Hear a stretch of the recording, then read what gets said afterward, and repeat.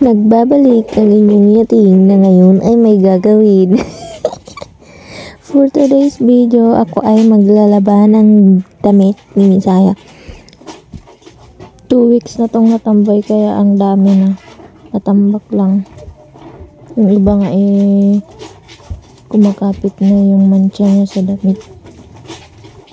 Ewan ko ba, pag naglalaba ako, feeling ko ang bilis-bilis ko. Pero pag tinignan ko yung oras, higit 1 oras akong naglalaba kahit ang bilis ko maglaba.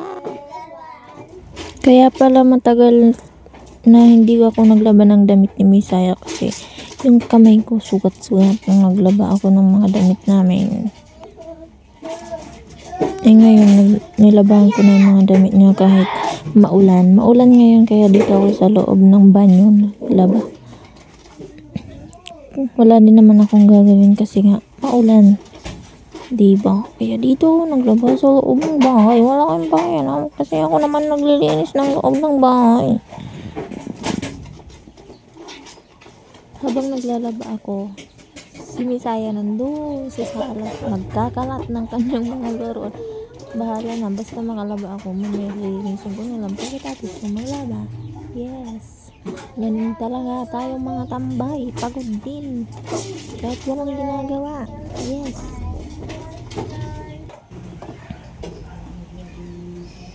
Sinama ko nang nilabahan yung kumot at saka yung hinihigaan niya. Kaya siya may ganyan para in case na makaihi siya, hindi lumalagpas sa may foam namin. Para hindi ako mahirapang maglaba ng higaan. Yes! Para yan lang yung lalagyan ko, yung pinaghihigaan natin. Hindi yan ano. Tagal na yun sa kanya eh. Tapos namin. Ngayon, yung pinaglabahan ko, nilagay ko lang sa timba kasi paglilinis ko mamaya ng bowl at saka lavatory. Kasi may sunrox na yun eh. Para isang ano lang yung gamitan ko. Doon ako gagamit mamaya. Yun na lang yung gagamitin ko pang linis ng bowl. Nagbabanlaw na ni 4 na beses na pala binanlaw ko kasi sobrang gulo yung nung ginamit kong sabon. Mighty kasi yun, colizing. Mabulat ka pag yun. Tsaka mabango. Kahit hindi ka na magbango yung mabango. Pero ako, yung pang-adult, dinadaw nito talaga. Yung mga gumagamit, may mga trabaho.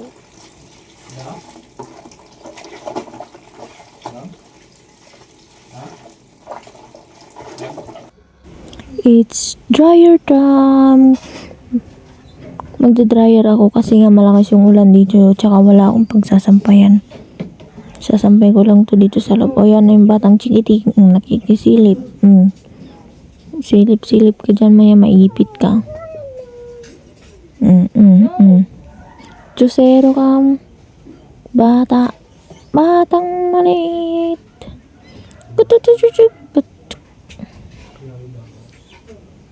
Ayan. Bilis tang panahon. Ang tangkad niya na.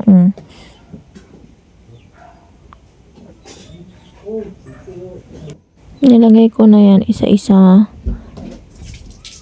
Tsaka ako ni-spin ng 4. Sinagad ko na kasi maulan. Wala din naman akong pagsasampayan. Para mahangin na lang din. Tapos okay na. Para hindi mangamoy. Yes. Tapos na. Tinatanggal ko na lang para magsampay. Ganun lang kabilis maglaba. Yes. Pero yung totoo, 1.5 hours ko pala ginawa. Yan, nagsampay na mi. Diyan lang din sa kwarto namin ako nag-hanger. Diyan ko na lang ilalagay kasi wala namang ibang paglalagyan. Wala kaming sampayan sa labas. Maulan. Wala kaming yung pagsasampayan sa labas tapos may lilim. Wala eh. Hindi pa nagagawa eh. Bilis. Dami, ganyan. Kaya ang tagal nagsulit, aglabati babasit.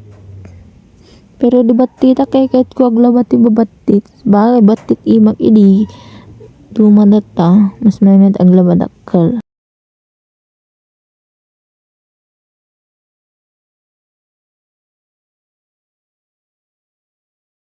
Pagkatapos kong nagsampay na kumain na din ako, ang ulam ko ay ginisang sardinas ng may pechay at saka pinapaitan na ulam namin kagabi, pinainit ko lang, yes. First bite, yes. Habang kumakain nga pala ako dyan, may kausap ako. Kaya salita ako ng salita. Pasensya na, chismosa, Angelis. Di ako chismosa, talak may tumawag lang, may kausap ako.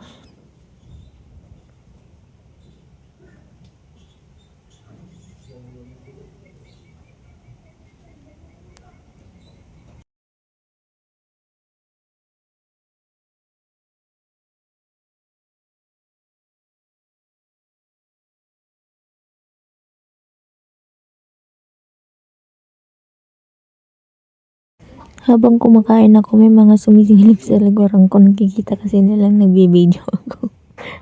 Yung mga kalaro ni Misaya. Ayun, oo. Para silang mga buang. Mga aning.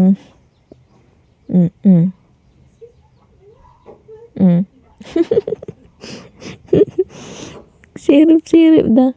Sa dalabala.